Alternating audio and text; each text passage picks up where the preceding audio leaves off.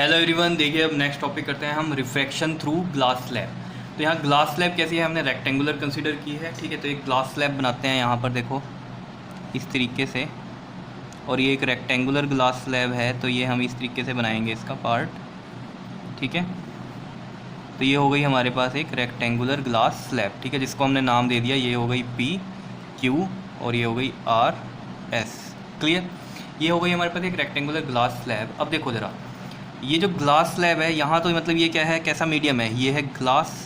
ठीक है, और ये कैसा मीडियम है, बाहर एयर है, और यहाँ भी मतलब क्या है, बाहर एयर है। ठीक है, अब जैसे कंसीडर करो इसमें कि ये आई आपके पास इंसिडेंट रे। ठीक है, ये पॉइंट ए मान लो, यहाँ पर ये पॉइंट ए है। तो देखो ज़रा यहाँ ये इसकी रिफ्रैक्शन कैसे होगी, देखो ये हो गया हमारे पास एक नॉर्मल। क्या इतनी बात क्लियर है या नहीं है? ठीक है, अब देखो एयर टू ग्लास जा रही है, तो इसका रिफ्रैक्टिव इंडेक्स हम म्यू ए मान लेते हैं, इसका रिफ्रैक्टिव इंडेक्स म्यू जी, और अगेन यहाँ रिफ्रैक्टिव इंडेक्स म्यू ए। ठीक है, क्योंकि एयर है। तो देखो एयर टू ग्लास जा रही है, एयर होता है रेयर मीडियम और ग्लास होता है डेंसर। तो एयर टू ग्लास यानी कि रेयर टू डेंसर, तो क्या होगा, बेंड टुवर्ड्स द नॉर्मल होगा। तो टुवर्ड्स द नॉर्मल बेंड करेंगे हम इसको। ठीक है, किस तरीके से, देखो इस तरीके से हम इसमें बेंड टुवर्ड्स द नॉर्मल कर देंगे। क्या इतनी बात क्लियर है या नहीं है? ठीक, और ये वाला जो एंगल है ये है आई, और ये एंगल हो गया आपके पास आर। क्या इतनी बात क्लियर है?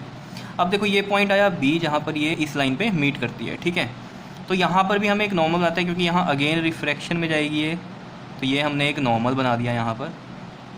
क्लियर, अब देखो ज़रा, ये है ग्लास, ये है एयर, मतलब ग्लास का रिफ्रैक्टिव इंडेक्स ज़्यादा होता है एज़ कम्पेयर टू एयर। तो यानी कि अब ये डेंसर है, ये रेयर है। तो यानी कि अब लाइट जा रही है कैसे, डेंसर टू रेयरर। तो डेंसर टू रेयरर क्या होता है बताओ, bend away from the normal. क्या होता है, bend away from the normal. तो हम किस तरीके से बनाएंगे इसमें bend away from the normal, बताओ ज़रा जल्दी से।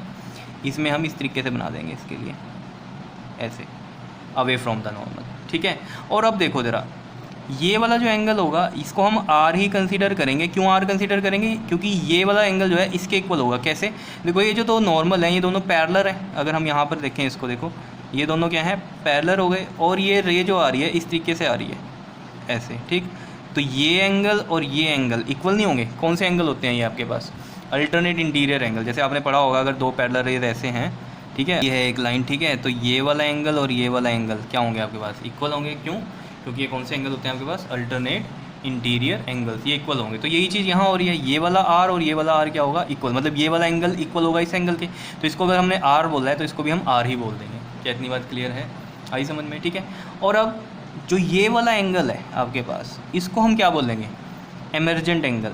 ई से लिखते हैं, क्योंकि ये एमर्जेंट रे हैं, क्योंकि ये आफ्टर द रिफ्रैक्शंस बिल्कुल बाहर आ गई है अब। ठीक है ना, तो बाहर वाली रे को बिल्कुल ही जो बाहर आ गई है ग्लास स्लैब से, अब उसको हम क्या बोलते हैं, एमर्जेंट रे। और ये हो गया आपके पास एमर्जेंट एंगल, ई से लिखते हैं हम इसको। क्या इतनी बात क्लियर है या नहीं है? ठीक है, अब देखो ज़रा, अब हमें इसमें करना क्या है, angle i equal to angle e proof करना है हमें। ये समझ रहे हो, मतलब एंगल ऑफ इंसिडेंस इक्वल होगा एंगल ऑफ एमर्जेंट के। क्या इतनी बात क्लियर है या नहीं है? जब ये जैसे ये वाले एंगल इक्वल हैं, तो ये वाला एंगल भी हमें इक्वल प्रूफ करना है आई और ई का। समझ रहे हो बात को? तो देखो कैसे प्रूफ करेंगे हम इसको। तो हम यहाँ लिख देते हैं टू प्रूव में, टू प्रूव क्या करना है हमें, angle i equal to proof करना है एंगल ई। तो प्रूफ में चलते हैं हम। देखो प्रूफ बड़ा सिंपल सा है इसका, अप्लाई करना है हमें स्नेल्स लॉ ए पे और बी पे। दो इक्वेशंस बनेगी, उनको मल्टीप्लाई कर देना है। ठीक है, तो अप्लाई करते हैं हम सबसे पहले, अप्लाई स्नेल्स लॉ एट ए पे करो ज़रा। देखो ये म्यू ए है और यहाँ एंगल कितना है, आई, क्योंकि यहाँ एयर से ग्लास में जा रही है। तो म्यू ए इंटू में साइन आई आएगा, म्यू ए इंटू में साइन आई इक्वल टू में क्या आ जाएगा, देखो ये ग्लास में जा रहा है तो म्यू जी, और कितना एंगल है, साइन ऑफ आर। क्या इतनी बात क्लियर है या नहीं है, बताओ ज़रा, समझ में आ रही है चीज़? अब कैसे करते हैं हम इसमें, देखो साइन आई यहाँ रखेंगे, साइन आर इधर आ जाएगा आपके पास, और ये क्या आ जाएगा, म्यू जी अपॉन में म्यू ए। अब इसको ए म्यू जी लिखने की जरूरत नहीं है, जैसे हमने प्रिंसिपल रिवर्सिबिलिटी में भी किया था एक स्टेप। ठीक है, यहीं तक आप रहने दो, यहीं से हो जाएगा ये। ठीक है, इसे इक्वेशन फर्स्ट मान लो आप। क्या इतनी बात क्लियर है या नहीं है? अब क्या करो, अप्लाई करो Snell's law at B, B पे करो। देखो यहाँ से यहाँ जा रही है लाइट। ठीक है, तो ये क्या आ जाएगा, देखो म्यू जी साइन आर, क्योंकि एंगल ये है और बाहर क्या आ जाएगा, ये बाहर वाला है म्यू ए, तो म्यू ए इंटू में साइन ई है क्योंकि यहाँ पर, ठीक है, समझ रहे होंगे बात को। तो ये आ जाएगा आपके पास देखो साइन आर अपॉन में ये आ जाएगा साइन ई, और ये आ गया आपके पास म्यू ए अपॉन में म्यू जी। इसको भी हम यहाँ पर सेकंड इक्वेशन कंसिडर कर लेते हैं। क्या इतनी बात क्लियर है? नहीं है, बहुत सिंपल है, ठीक है।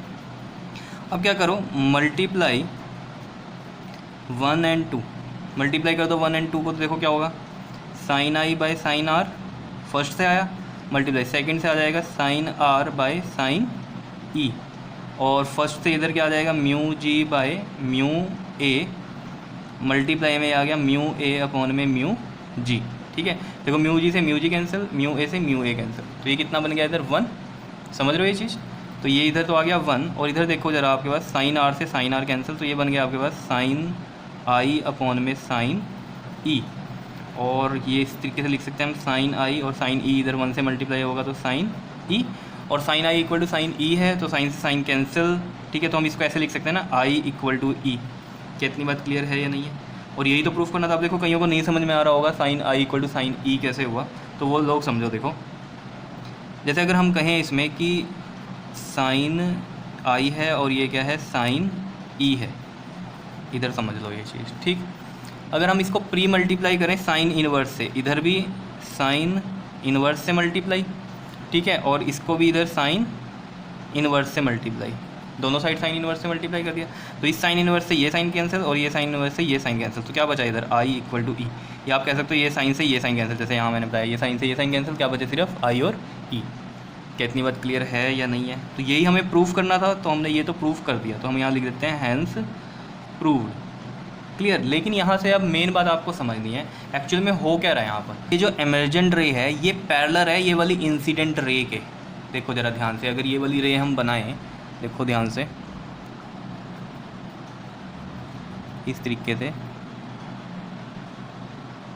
ये ऐसे जाती है यहाँ पर सीधी, ठीक है, अगर जाती तो इस तरीके से सीधी जाती, ठीक है। तो अब यहाँ पर आप ध्यान दो, ये वाली रे और ये वाली क्या पैरेलल नहीं आती, यानी कि अगर इंसिडेंट रे से सीधी जाती तो उसके पैरेलल ही जा रही है ये एमर्जेंट रे।